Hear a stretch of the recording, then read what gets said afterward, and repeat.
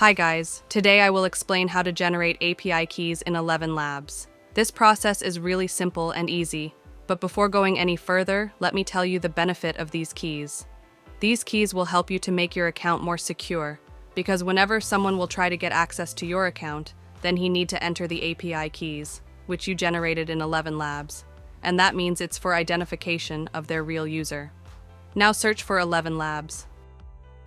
On the top, you can see the main website.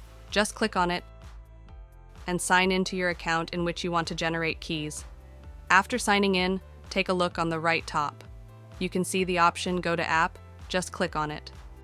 Then it will move you to the website, and this one is the website. Now time to generate keys. Take a look of the left bottom, you can see your account. And here, tap on this arrow. And on the second number, you can see the option API keys. Click on it. Not a single key is generated, so I'm tapping on the option Create a Key. And here is the key. It's already written, but you can also change it by clicking on it and change it.